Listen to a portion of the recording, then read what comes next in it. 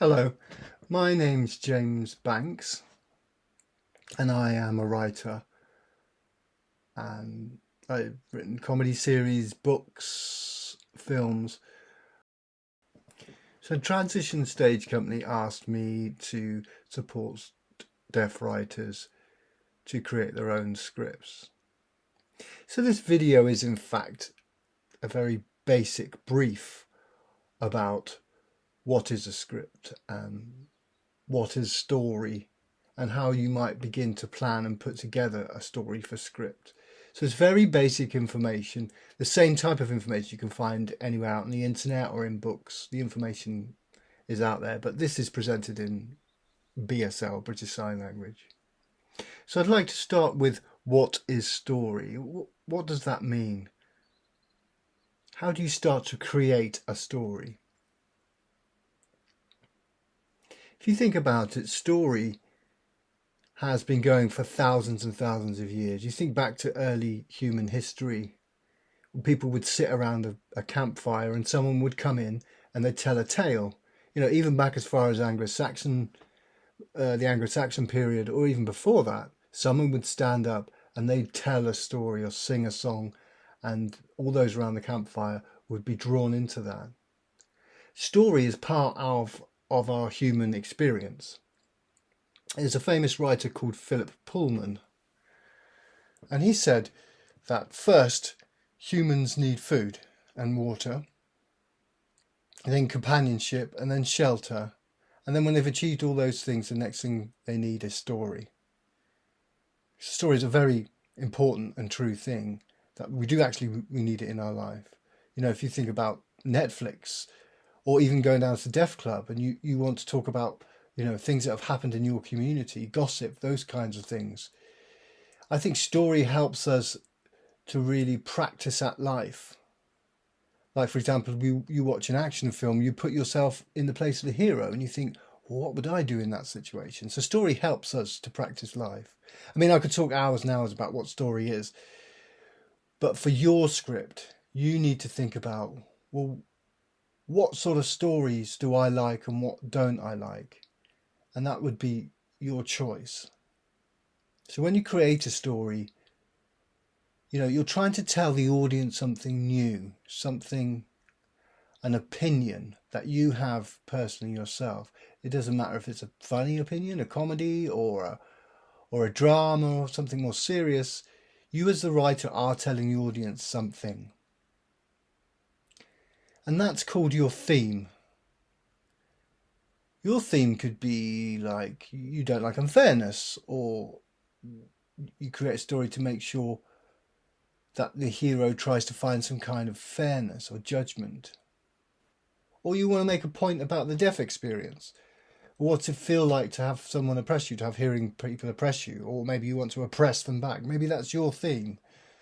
So your theme will really help you to describe what you want to write your story for. What's the topic of your story? The theme of your story.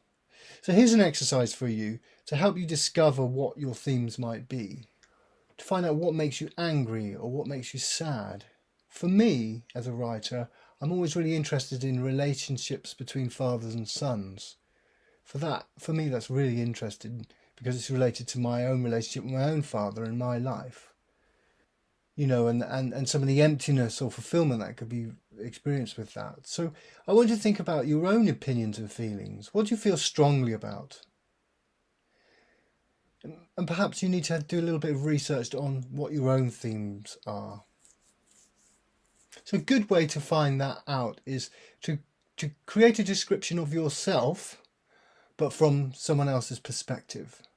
Maybe a partner or a colleague. If they were to write about you, what would they say about you? Would they say, oh, he's a nice guy, you know, but, you know, you need to be careful because they get very angry about X, Y, and Z. What would that other person say to describe you? And that's an exercise worth trying. Is to look at yourself from someone else's point of view. And then you probably might start to discover that actually you do have particular themes, things that you're interested and passionate about. So that should help you to find that theme. For this transition stage company script, it's a very short script, 10 to 15 minutes. So which means you can't have a lot of characters. You're going to need to have one or two characters. You can't have a great big cast. Some very good films only have one or two characters in them, and they focus really finely on the development of those particular characters and their interaction. So a good writer can show a very strong story through very few characters.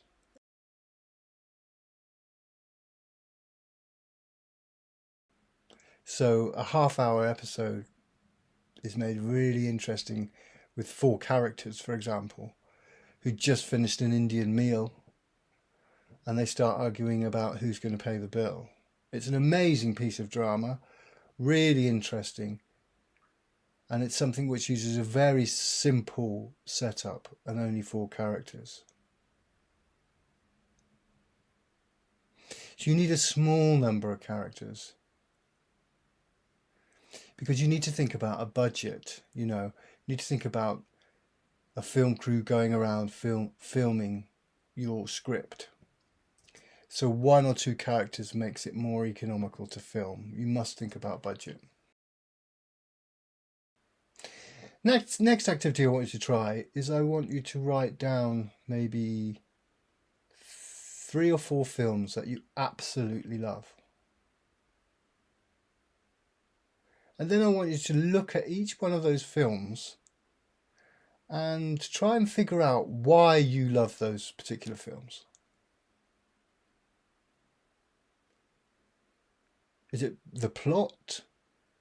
Is it because of the actual scenario, the situation? Or the special effects, or the action? Or the characters, perhaps? Some films you watch and you can just go along with your life. They're okay. Like superhero films, like Spider-Man, they're okay, they're quite good. But other films really touch you, make you cry. The fact that a film that someone else has made, a story that someone else has made can make you cry is amazing. But what is it? And I want you to sort of pick apart those 4 films that you really like. What do they have in common? What is it that you love about them?